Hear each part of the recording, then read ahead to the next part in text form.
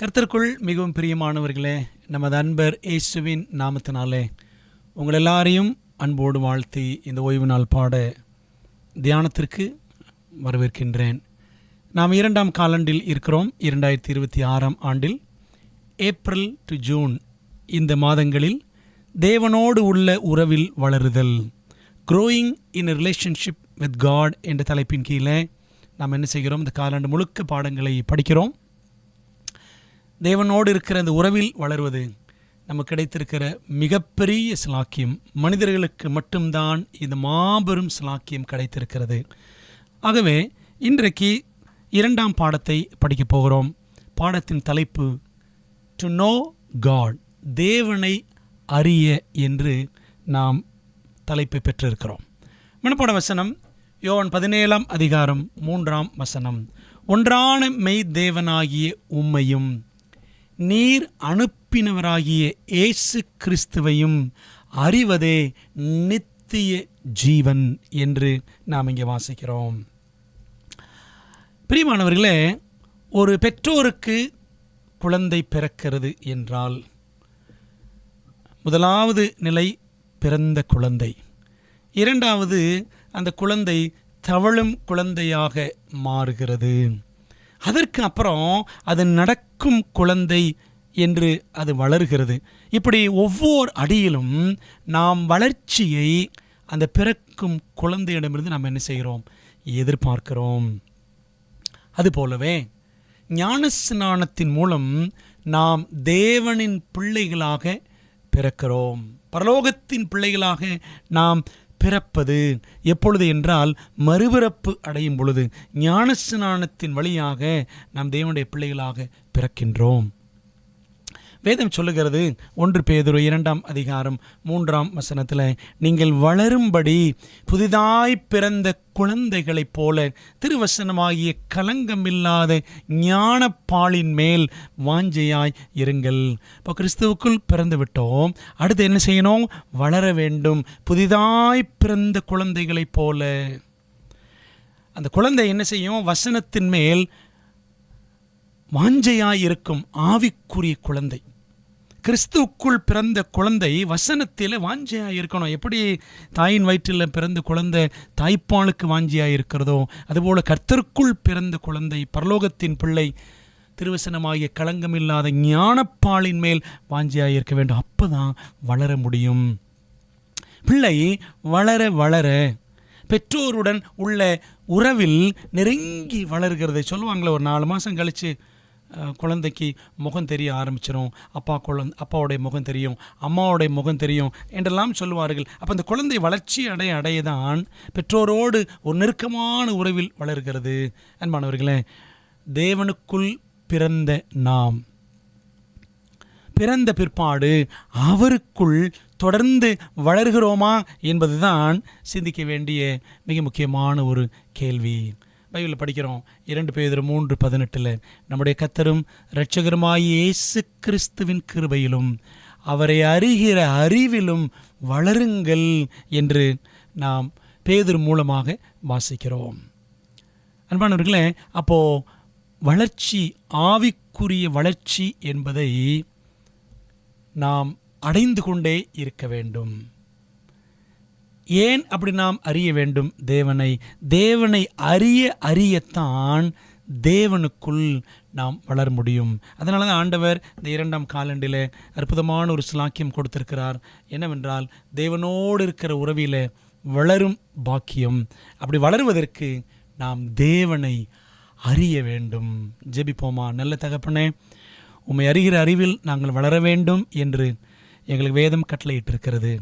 அந்த அனுபவத்தை எங்களுக்கு தாரும். பாடத்தை ஆசீர்வதியும்.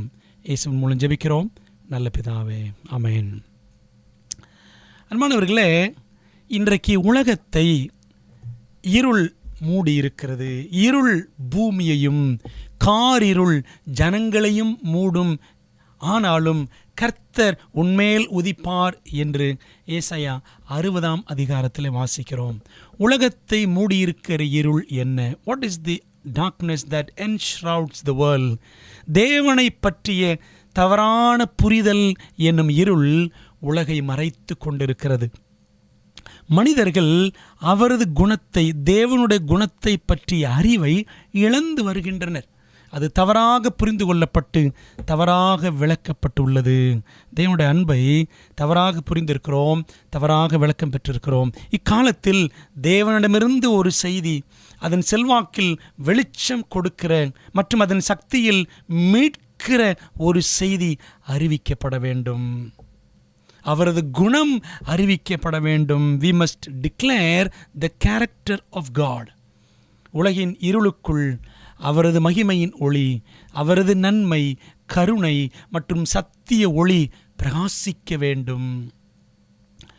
உலகிற்கு கொடுக்கப்பட வேண்டிய கடைசி இரக்கத்தின் செய்தி அவரது அன்பின் குணத்தின் வெளிப்பாடே ஆகும் என்று கிரைஸ்ட்ஸ் ஆப்ஜெக்ட் லெசன்ஸ், இயேசுவின் உவமைகள் என்ற புத்தகத்தில் பக்கம் 415 வாசிக்கிறோம். ஆகவே இந்த உலகத்திற்கு மிக முக்கியமான வெளிப்பாடு தேவை.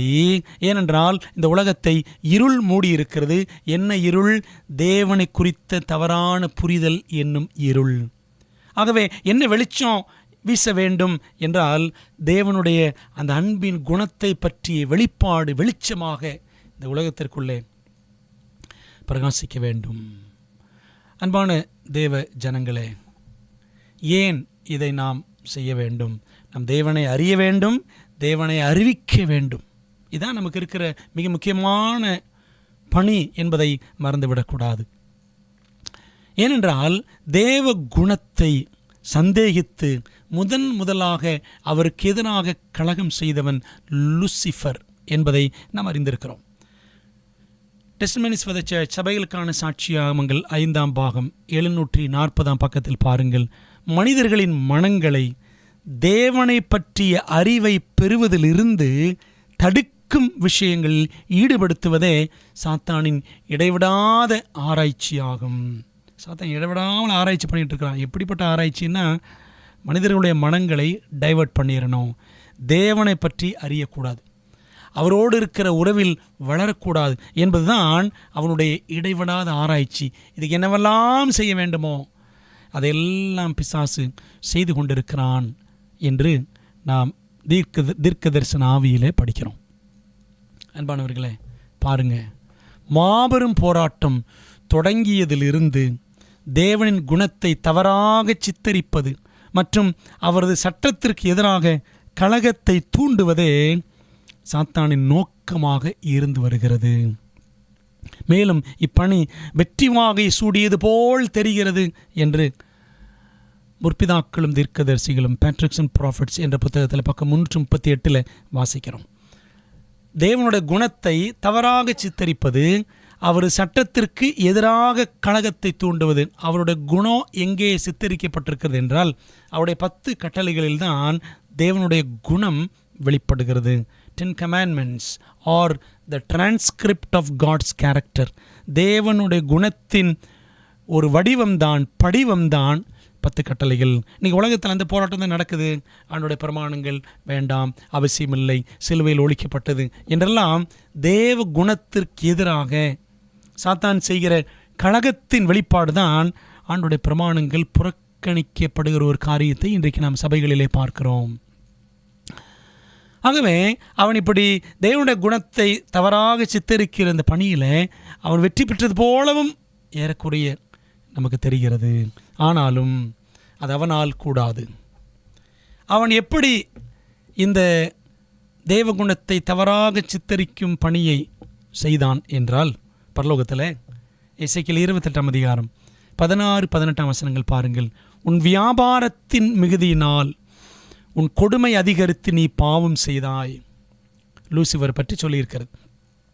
18ஆம் வசனம், உன் அக்கிரமங்களின் ஏராளத்தினாலும் உன் வியாபாரத்தின் அநீதத்தினாலும் உன் பரிசுத்த ஸ்தலங்களை பரிசுத்த குலைச்சல் ஆக்கினாய். பார்த்தீங்களா, 2 முறை இந்த லூசிஃபர் வியாபாரம் 2 முறை படிக்கிறோம். உன் வியாபாரத்தின் மிகுதி 16ஆம் வசனம், 18ஆம் வசனம் உன் வியாபாரத்தின் அநீதம்.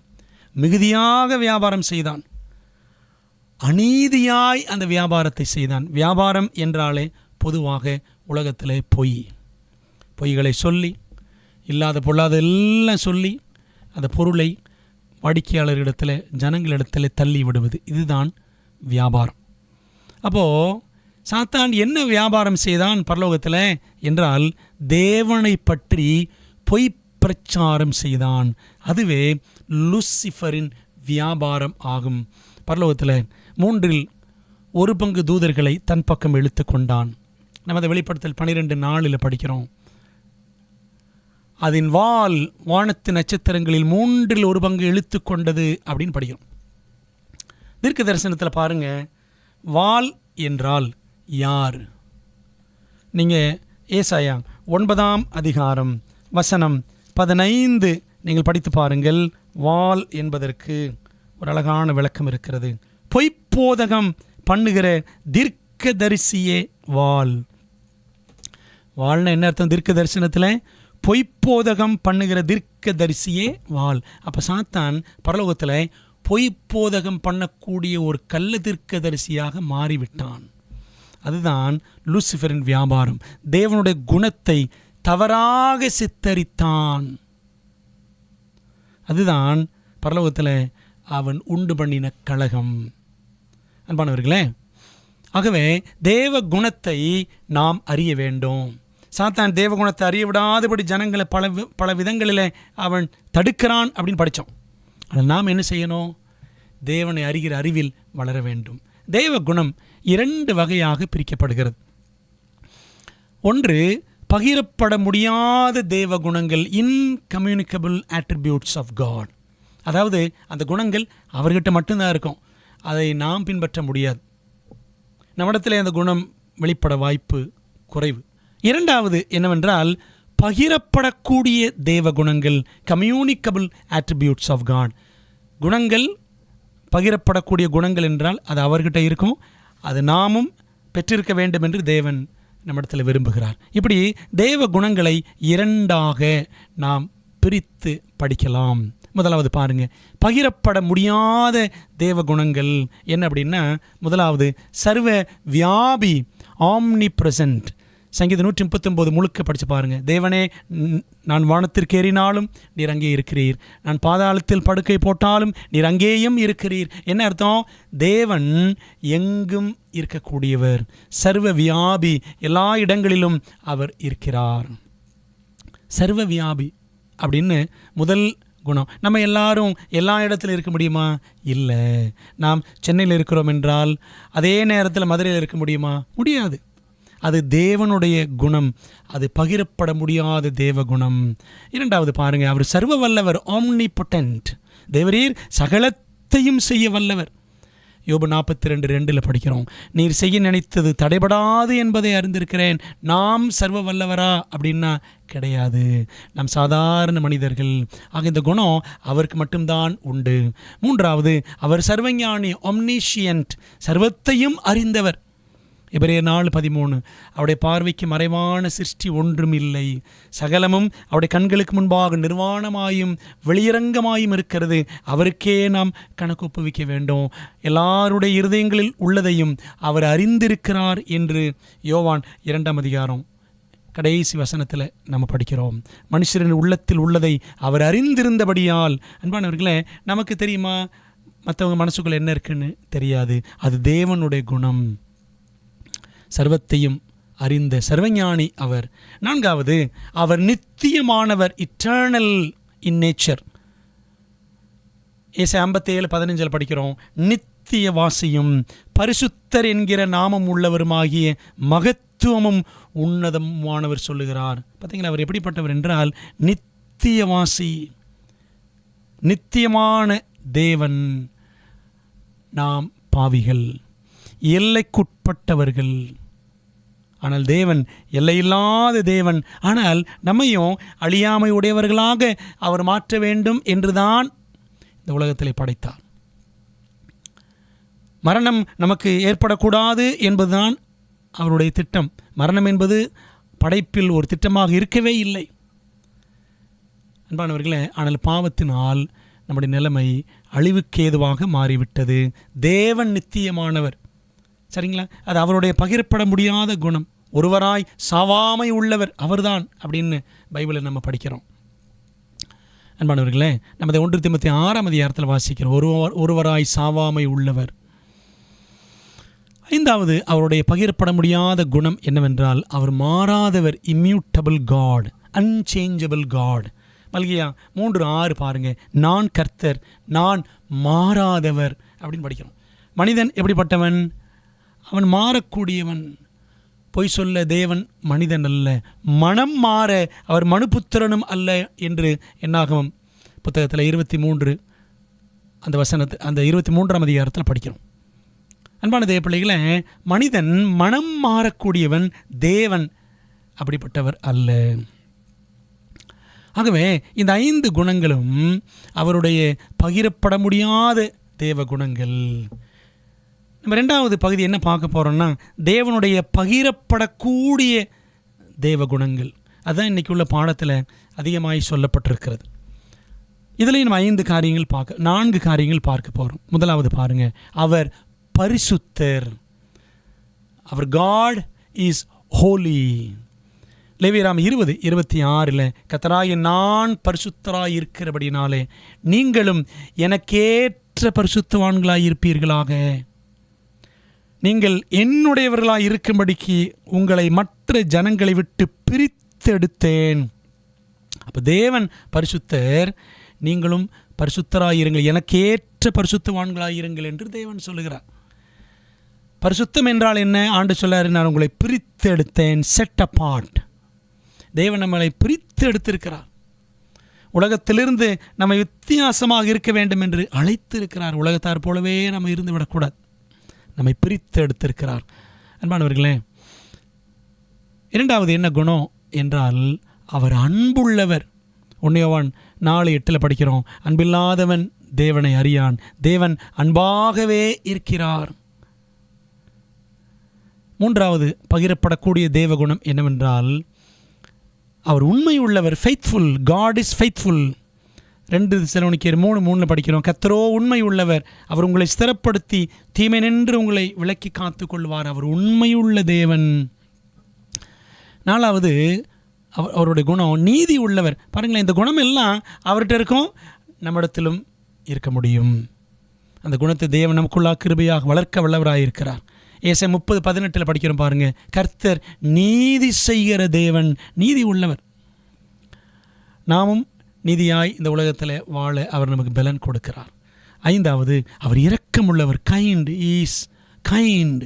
லூக்கா 6:36 ஆகையால் உங்கள் பிதா இரக்கமுள்ளவராய் இருக்கிறது போல நீங்களும் இரக்கமுள்ளவர்களாய் இருங்கள் அப்படின்னு படிக்கிறோம். அன்பானவர்களே, அப்போ பாருங்கள், இந்த குணமெல்லாம் அவரிடம் உள்ள குணங்கள், அதை நமக்கு அவர் பகிர்ந்து கொடுக்கிறார். அன்பானவர்களே, இந்த தேவ குணத்தில் இன்றைக்கு நாம் பாடத்தில் பார்க்க போகிற 4 அம்சங்கள், தேவனுடைய பகிரப்படக்கூடாத குணங்கள் 5, பகிரப்படக்கூடிய குணங்கள் 5ன்னு சில வசனங்களை நம்ம பார்த்தோம். இன்றைக்கி பாடத்தின் அடிப்படையில் 4 அம்சங்கள். முதலாவது, தேவன் பரிசுத்தமுள்ளவர், பரிசுத்தமுள்ள தேவன், ஹோலி காட். நம் தேவன் பரிசுத்தத்தில் மகத்துவமானவர். யாத்திரை 15:11 பாருங்கள், கர்த்தாவே தேவர்களில் உமக்கு ஒப்பானவர் யார், பரிசுத்தத்தில் மகத்துவம் உள்ளவரும் அப்படின்னு படிக்கிறோம். Is great in holiness, is awesome in holiness. அதை, அந்த பரிசுத்தத்தை நமக்கு அவர் கட்டளையாகவும் கொடுத்திருக்கிறார். 1 பேதுரு 1 பாருங்க, 14 முதல் 16 வரை, நீங்கள் முன்னே உங்கள் அறியாமையினாலே கொண்டிருந்த இச்சைகளின்படியே இனி நடவாமல் கீழ்ப்படுகிற பிள்ளைகளாயிருந்து உங்களை அழைத்தவர் பரிசுத்தராய் இருக்கிறது போல நீங்களும் உங்கள் நடக்கைகள் எல்லாவற்றிலேயும் பரிசுத்தராய் இருங்கள். நான் பரிசுத்தர், ஆகையால் நீங்களும் பரிசுத்தராய் இருங்கள் என்று எழுதியிருக்கிறது. அன்பானவர்களே, பாருங்களேன், அந்த பரிசுத்தம் என்ற குணத்தை நான் மட்டும்தான் வைத்துக்கொள்வேன் என்று தேவன் சுயநலமாக செயல்படவில்லை. நீங்களும் பரிசுத்தராயிருங்கள் என்று நமக்கு அருமையான கட்டளையாகவே அவர் கொடுத்திருக்கிறார். It is a command as well as a promise. இது ஒரு கட்டளை, அதே சமயத்தில் வாக்குத்தத்தம் கூட. நான் பரிசுத்தர், ஆகையால் நீங்களும் பரிசுத்தராயிருங்கள் என்று தேவன் நம்மிடத்தில் அந்த பரிசுத்தம் என்ற குணத்தை, அந்த தெய்வ குணத்தை நமக்குள்ளாக அவர் வளர வேண்டும் என்று அவர் கட்டளையிடுகிறார். அன்பானவர்களே, பாருங்களேன், பாவிகளாகிய நமக்கு கிடைச்சிருக்கிற பெரிய ஸ்லாக்கியம் என்ன அப்படின்னா, அவரை போல் நாமும் பரிசுத்தராக மாற வேண்டும் என்ற கட்டளை பெற்றிருப்பது தான். தேவனுடைய பரிசுத்த பிரசன்னத்தில் மோசே என்ன செய்தார்? பாதரட்சிகளை கலற்றினார். யாத்திரை 3:5 படிக்கிறோம். ஏசாயா அதமானேன் என்று அலறினார். ஏசாயா 6:5 பார்க்குறோம். எசேக்கியேல் புத்தகத்தில் முகங்குப்புற அவர் விழுந்தார் அப்படின்னு எசேக்கியேல் 1:28 நாம் படிக்கிறோம். தானியேல் பலனற்று போனார் என்று தானியேல் 10:8 நாம் படிக்கிறோம். இப்படி ஒவ்வொருவருமே தேவ பிரசன்னத்தில் என்ன பண்ணாங்க? தங்களுடைய மாம்ச பலவீனத்தில் அல்லது தங்களுடைய பாவங்களை அவர்கள் அறிக்கையிட்டார்கள். அவருடைய மாம்ச பலவீனம் வெளிப்பட்டது. யோவான் செத்தவனைப் போல விழுந்தார். வெளிப்படுத்தல் 1:17. தூதர்கள் பரிசுத்தர் பரிசுத்தர் பரிசுத்தர் என்று இரவும் பகலும் அவர்கள் பாடிக்கொண்டே இருக்கிறார்கள். எஸ்ஐயா 6 அதிகாரத்திலையும் வெளிப்படுத்தல் 4 அதிகாரத்திலையும் நாம் படிக்கிறோம். எலன் ஒயிட் அம்மையார் 2000க்கும் அதிகமான சொப்பனங்கள் தரிசனங்களை தேவனிடமிருந்து பெற்றவர். அவர் அந்த அனுபவத்துக்குள்ளே போகும்போதெல்லாம், சொப்பன தரிசனத்துக்குள்ளே போகும்போதெல்லாம் க்ளோரி க்ளோரி க்ளோரி, மகிமை மகிமை மகிமை என்று தான் என்ன செய்வாங்களாம்? அவர்கள் முழங்குவார்களாம். ஆக அன்பானவர்களே, தேவனுடைய பிரசன்னம் அவ்வளவு மகத்துவமானது. அந்த மகத்துவமான பிரசன்னத்தில் இந்த மனிதர்கள் நுழைந்த பொழுதெல்லாம் அவர்களுடைய பலவீனங்கள் வெளிப்பட்டது. இன்னொன்று, அவரையே அவர்கள் போற்றினார்கள். தேவதூதர்கள் நம்மை விட சற்று உயர்ந்தவர்கள். அவர்களுடைய பலவீனங்கள் என்று வேதம் ஒன்றும் சொல்லவில்லை. ஆனால் அவர்கள் தங்களுடைய கிரீடங்களெல்லாம் கலற்றி வைத்துவிட்டு சாஷ்டாங்கமாய் தேவ சமூகத்தில் விழுந்து, ஏசாயா 6 அதிகாரத்தில் படிக்கணும்ல, சேராபீன்கள் 6 செட்டைகள் உள்ள தூதர்கள் 2 செட்டைகளால் தங்களுடைய கால்களை மூடிக்கொண்டு, 2 செட்டைகளால் முகத்தை மூடிக்கொண்டு, 2 செட்டைகளால் பறக்கிறார்கள் அப்படின்னு படிக்கிறோம். அப்போது அந்த படைக்கப்பட்ட தூதர்களான இந்த ஜீவராசிகள் எவ்வளவாக தேவ சமூகத்தில் அந்த பரிசுத்தரின் பிரசன்னத்தில் தங்களை தாழ்த்தி அவரை துதித்து கொண்டே இருக்கிறார்கள். அன்பானவர்களே, நாமும் படைக்கப்பட்டவர்களான் தேவன் தூதர்களை காட்டிலும் சற்று குறைந்தவர்கள். அப்படியானால் தேவ பிரசன்னத்தை எவ்வளவாய் வாஞ்சிக்கிறோம்? தேவ பிரசன்னத்தில், அவருடைய ஆலயத்தில் எவ்வளோ பயபக்தியாய் நாம் நடக்கிறோம் என்பதை நாம் சிந்திக்கணும். ஆகவே தேவன் பரிசுத்தம் உள்ளவர். நம்மையும் பரிசுத்தராகும்படி அவர் அழைக்கிறார். இரண்டாவது, தேவன் அன்புள்ளவர் என்று நாம் படிக்கிறோம். எல்லாரும் அதை எளிதாக மனதில் வைத்துக் கொள்வதற்காக அதை பாசமுள்ள தேவன் என்று நான் போட்டிருக்கிறேன். அவர் பரிசுத்தம் உள்ள தேவன். இரண்டாவது, அவர் பாசமுள்ள தேவன், லவ்விங் காட். தேவனுடைய அன்பு குறித்து அப்போஸ்தலன் யோவான் தான் அதிகமாக அவருடைய 5 புத்தகங்களிலுமே எழுதியிருக்கிறார். யோவான் சுவிசேஷம், வெளிப்படுத்தின விசேஷம், 1, 2, 3 யோவான், இதெல்லாம் படித்து பாருங்கள். தேவனுடைய அன்பை அதிகமாக வர்ணித்திருக்கிறவர் அப்போஸ்தலன் யோவான். அவர் எழுதியிருக்கிற 5 புத்தகங்களிலும் 50 அதிகாரங்களிலும் அவருடைய அன்பு தான் மேலோங்கி வர்ணிக்கப்பட்டிருக்கிறது. அந்த அன்பை குறித்த வர்ணனையை 1 யோவான் 4 அதிகாரத்தில் நீங்கள் படித்து பாருங்கள். அந்த அன்பை குறித்து 1 கொரிந்தியர் 13 அதிகாரத்திலும் பவுல் அதிகமாக எழுதியிருக்கிறார். தேவ அன்பு பூரணமானது என்று 1 யோவான் 4:18 சொல்லுகிறது. அவர்தான் நம்மிடத்தில் முதலாக அன்பு வைத்தவர் என்று 1 யோவான் 4:19 நாம் வாசிக்கிறோம். குமாரனையே கொடுத்தார் தேவன். அந்த அன்பின் வெளிப்பாடாக 1 யோவான் 4:10 நம்ம வாசிக்கிறோம். அவருடைய அன்பிலே நிலைத்திருக்க நம்மை அவர் அழைக்கிறார். 1 யோவான் 4:16 பாருங்கள். தேவன் நம்மேல் வைத்திருக்கிற அன்பை நாம் அறிந்து விசுவாசித்திருக்கிறோம். தேவன் அன்பாகவே இருக்கிறார். 2 முறை இந்த வாக்கியம் இருக்கிறது. தேவன் அன்பாகவே இருக்கிறார். 1 யோவான் 4:8 16 வாசிக்கிறோம். அவரது அன்பில் நிலைத்திருக்கிறவன் தேவனில் நிலைத்திருக்கிறான், தேவனும் அவனில் நிலைத்திருக்கிறார் அப்படின்னு வாசிக்கிறோம். போன முதல் பாடத்தில் தான் படித்தோம், நிலைத்திருத்தல். அன்பானவர்களே, அந்த தேவனுடைய அன்பில் நிலைச்சு நிற்கணும் கடைசி வரைக்கும். அதற்காகவே தேவன் நம்மை அழைத்திருக்கிறார். அவர் பாசமுள்ள தேவன். அவர் முடிவரியந்தம் அன்பு வைத்தார் தம்முடைய சீஷர்களிடத்தில் என்று யோவான் 13:1 வாசிக்கிறோம். அன்பானவர்களே, பல நேரங்களில் நாம் தேவன்கிட்ட வைத்திருக்கிற அன்பு சில கஷ்டங்கள் போராட்டங்கள் வரும்பொழுது அவருடைய அன்பை சந்தேகிக்கிறோம். அவரை நேசிப்பதில் ஒரு முடிவு கட்டி விடுகிறோம். ஆனால் அப்படி அல்ல. ஆண்டவர் பாருங்கள், முடிவு பரியந்தம் அன்பு வைத்தார் அப்படின்னு வேதம் சொல்லுகிறது. நாம் தேவனிடத்தில் அப்படிப்பட்ட அன்பை நாம் காண்பிக்கிறோமா? அவர் பாசம் உள்ள தேவன். அவரிடத்தில் நாம் வைத்திருக்கிற பாசம் எப்படி இருக்கிறது அப்படின்னு யோசித்து பார்க்க வேண்டும். 3வது, படைப்பில் தேவன், காட் இன் கிரியேஷன். ஆண்டவருடைய அந்த படைப்பை பற்றி ஆதியாகமம் 1-2 அதிகாரங்களிலே நம்ம படிக்கிறோம். 1ஆம் அதிகாரத்தில் ஏலோஹிம் என்ற ஒரு பெயர் பயன்படுத்தப்பட்டிருக்கிறது. அதாவது ஒரு ப்ளூரல் டேர்ம், ஒரு பன்மை சொல் பயன்படுத்தப்பட்டிருக்கிறது. ஏலோஹிம், ஒன்றுக்கு மேற்பட்ட என்று அர்த்தம். பிதா, குமாரன், பரிசுத்த ஆவியானவர் என்ன செய்தார்கள்? இந்த உலகத்தை படைத்தார்கள். ஏலோஹிம் என்றால் சர்வவல்ல சிருஷ்டிகர் என்று பொருள். சரிங்களா? a powerful God of creation. சிருஷ்டிக்கிற வல்லமையுள்ள தேவனை நாம் 1ஆம் அதிகாரத்தில் ஆதியாகமத்தில் பார்க்கிறோம். பார்த்தீங்களா? அவர் என்ன சொன்னார்? வெளிச்சம் உண்டாக்கடவது, சமுத்திரம் திரளாக பறவைகளை ஜனிப்பிக்க கடவுது அப்படின்னு சொன்னார். பார்த்தீங்களா? அவர் சொல்ல ஆகும், அவர் கட்டளையிட நிற்கும். அப்போ 1ஆம் அதிகாரம் ஏலோஹிம், தேவன் என்று அடிக்கடி இந்த வார்த்தையை பயன்படுத்துகிறது. ஆதியிலே தேவன் அப்படி தானே ஆரம்பிக்கிறது ஏலோஹிம். அன்பானவர்களே, இந்த ஏலோஹிம் என்ற வார்த்தை 35 முறை வருகிறது. 2ஆம் அதிகாரத்துக்கு நாம் போனால் தேவனாகிய கர்த்தர் அப்படின்னு படிக்கிறோம். யாவே ஏலோஹிம் அப்படின்னு வாசிக்கிறோம். யாவே, யெகோவா. யெகோவா என்ற நாமத்தால் தேவன் அவர்களுக்குள்ளே அறியப்பட்டிருந்தார் என்று நம்ம யாத்திராமத்தில் படிக்கிறோம்.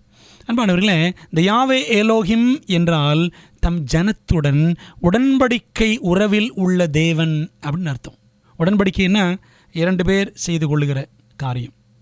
2 பேருக்கு இடையில் இருக்கிற அந்த நெருக்கமான பிணைப்பு தான் உடன்படிக்கை. எப்படி கணவன் மனைவிக்கு இடையில் உடன்படிக்கை. அன்பானவர்களே, அதே போல தான் தேவன் தம்முடைய ஜனங்களோடு உடன்படிக்கை உறவில் இருக்கிறார்.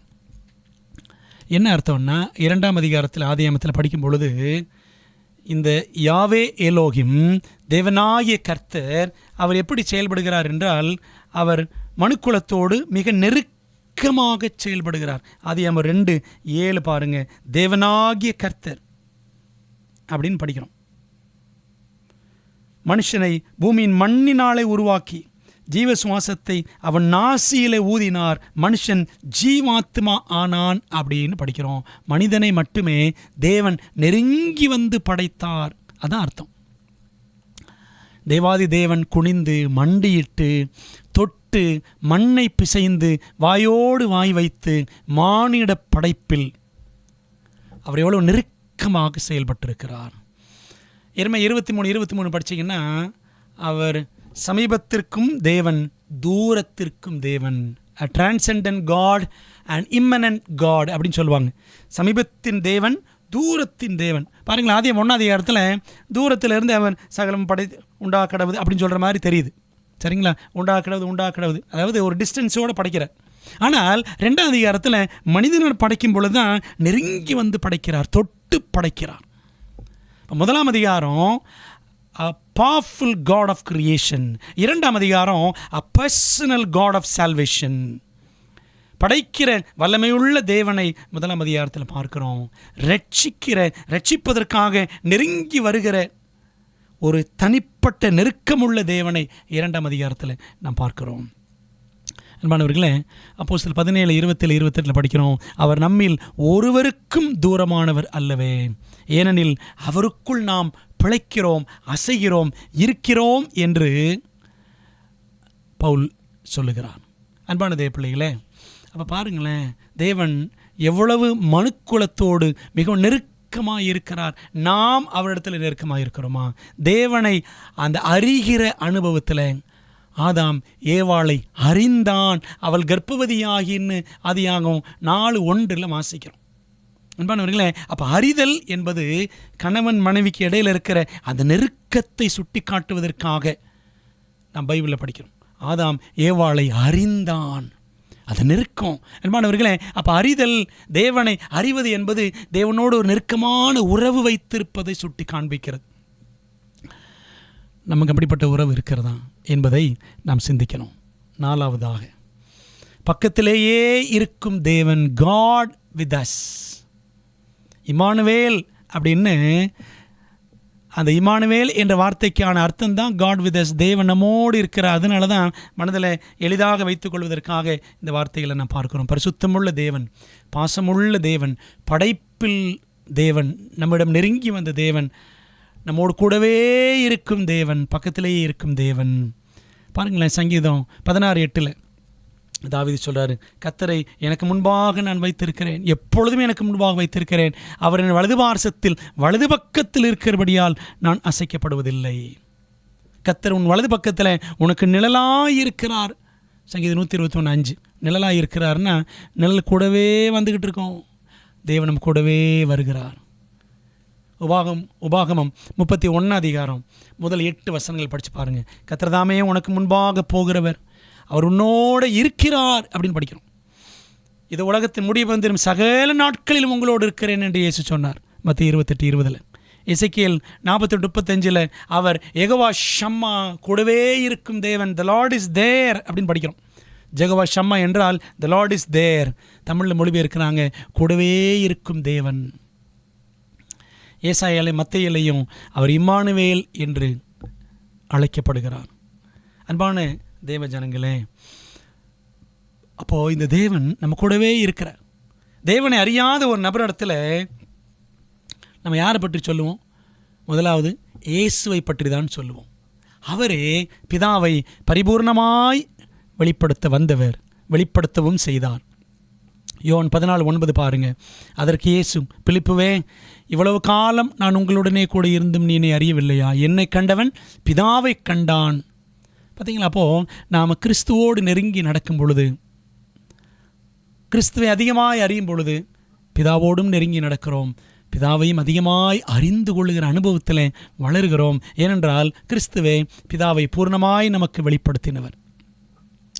இந்த இயேசு கிறிஸ்துவை பற்றி தான் 4 சுவிசேஷங்களில் மத்திய, மார்க், லூக்கா, யோவானில் வாசிக்கிறோம். வெளிப்படுத்தல் 4:7 பாருங்கள். இதை பார்த்து விட்டு 4 சுவிசேஷங்களை பற்றி ஒரு சுருக்கமான பார்வை பார்க்கலாம். முதலாம் ஜீவன் சிங்கத்திற்கு ஒப்பாகவும், 4 ஜீவன்கள் பரலோகத்தில். 2ஆம் ஜீவன் காளை கொப்பாகவும், 3ஆம் ஜீவன் மனுஷ முகம் போன்ற முகம் உள்ளதாகவும், 4ஆம் ஜீவன் பறக்கிற கழுகுக்கு ஒப்பாகவும் இருந்தன அப்படின்னு படிக்கிறோம். பாருங்களேன், மத்தேயு அந்த சிங்க முகத்தை காட்டுகிறது. அவர் ராஜா, யூதருக்கு ராஜாவாக பிறந்திருக்கிறவர் எங்கே? மத்திய 2ஆம் அதிகாரத்தில் இருக்குல்ல, யூதர்களுக்கு எழுதப்பட்டது மத்தேயு. மார்க்கு ஆண்டவருடைய காளை முகத்தை காண்பிக்கிறது, கிறிஸ்துவின் காளை முகம். அந்த காளைன் என்ன செய்யும்? கடினமாக உழைக்கும் வேலைக்காரன். கிறிஸ்து வேலைக்காரனாக, சர்வெண்ட்டாக சித்தரிக்கப்படுகிறார் மார்க்கில். அது ரோமருக்கு எழுதப்பட்டது. நீங்கள் இந்த மார்க்கு படித்து பாருங்களேன், உடனே உடனே உடனே உடனே விறுவிறுப்பாக அந்த வார்த்தை திரும்ப திரும்ப வரும். நீங்கள் படித்து பாருங்கள். ஆங்கிலத்தில் இம்மீடியட்லி, ஸ்ட்ரெயிட் அவே அப்படின்னு நிறைய முறை படிக்கலாம் மார்க்கு சுவிசேஷம். அப்போது ஆண்டவர் அவ்வளவு தீவிரமாக சேவை செய்தார். ஏன்னா ரோமர்கள் எதையுமே ரொம்ப குயிக்காக கற்றுக்கணும்னு விரும்புவாங்களாம். ஆக அந்த கூட்டத்தாருக்கு எழுதும் பொழுது மார்க்கு அவரை வேலைக்காரன் என்ற அவருடைய அந்த குணத்தை சித்தரித்து எழுதும்படி ஆவியானவர் செய்தார். 3வது லூக்கா மனுஷ முகம், அவரை மனுஷகுமாரனாக காண்பிக்கிறது, சன் ஆஃப் மேன். லூக்கா ஒரு புறஜாதியான், புறஜாதிகளுக்கு எழுதினார். சரிங்களா? அதனால தான் அதில் பெண்களை பற்றியும் அதிகமாக முக்கியப்படுத்தி எழுதியிருக்கும். அன்பானவர்களே, அவர் எப்படி மனுஷர்கள் மத்தியில் மனுஷனாக சேவை செய்தார் என்பது வர்ணிக்கப்பட்டிருக்கிறது. யோவான் சுவிசேஷம் கிறிஸ்துவின் கழுகு முகத்தை காண்பிக்கிறது. கழுகு முகம் என்றால் இந்த கழுகு என்ன செய்யும்? எங்கே இருந்தாலும் தூரத்தில் இருந்தாலும் அப்படியே கீழே இருக்கிற அந்த பறவையை பார்த்து விடும். கோழி கொஞ்சம் எதனாலும் சரி, கூரிய பார்வை கொண்டது. ஆகவே யோவான் கூரிய பார்வையோடு கிறிஸ்துவின் தெய்வீகத்தை வர்ணிக்கிறார். கிறிஸ்துவின் தெய்வீகத்தை மறுதலித்தவர்களுக்கு அந்த யோவான் சுவிசேஷம் எழுதப்பட்டது அப்படின்னு பார்க்கிறோம். ஆகவே தேவனை அறிய வேண்டும் என்பதற்காக, அவரை வெளிப்படுத்துவதற்காக கிறிஸ்து பூமிக்கு இறங்கி வந்தார். ஆகவே அவர் வந்து எப்படியெல்லாம் தெய்வ குணத்தை வெளிப்படுத்தினார் என்பதை இந்த 4 சுவிசேஷங்களில் படிக்கிறோம். எல்லா வகையினரும், யூதர்களோ, ரோமரோ, புறஜாதிகளோ, அல்லது இயேசுவின் தெய்வீகத்தை மறுக்கிறவர்களோ யாருனாலும் சரி, தேவனோடு நெருங்கி வளர வேண்டும் என்பதுதான் தேவனுடைய சித்தமாக இருக்கிறது. தேவன் தமது குணத்தை அவரது வார்த்தையின் மூலம் நமக்கு வெளிப்படுத்தி இருக்கிறார். அப்படி தானே? நமக்கு இவ்வளோ பெரிய புஸ்தகத்தை கொடுத்துருக்கிறார். நாம் வேதத்தை கருத்தாக ஆராய வேண்டும். ஆனாலும் என்னதான் ஆராய்ஞ்சாலும் நாம் அவரை புரிந்து கொள்வது மிகவும் குறைவு தான். ஆனால் நித்தியமாக அவரது குணத்தை ஆராய்வதே பரலோகத்தில் மீட்கப்பட்டவர்களின் பிரதான பணியாக இருக்க போகிறது. ஆண்டோட ராஜ்யத்துக்கு நாம் போய்விட்டோம் என்று சொன்னால் நித்தியமாக தேவ குணத்தை நாம் கற்றுக்கொண்டே இருப்போம். அன்பானவர்களே, நீ அங்கிருப்பாயோ, நீ அங்கிருப்பாயோ, நீ அங்கிருப்பாயோ சொல்லேன் மனமே அப்படின்னு பாடுறோம்ல. நீ அங்கிருப்பாயோ, நீர் அங்கிருப்பீரோ என் சகோதரனே, என் சகோதரியே. ஜெபிப்போம். எங்கள் நல்ல தகப்பனே, இந்த நாளில் தேவனை அறிதல் என்ற ஒரு பாடத்தை நாங்கள் கொஞ்சம் கற்றுக்கொண்டோம். ஆண்டவருமை அறிகிற அறிவில் நாங்கள் நாளுக்கு நாள் வளர எங்களுக்கு கிருபைகளை தாரும், ஆசீர்வதியும். உம்முடைய குணங்களை பிரதிபலிக்கிறவர்களாக மாற்றும். இயேசுவின் நாமத்தில் பிதாவே, ஆமென். அன்பானவர்களே, கர்த்தர் உங்களை ஆசீர்வதிப்பாராக. ஆமென்.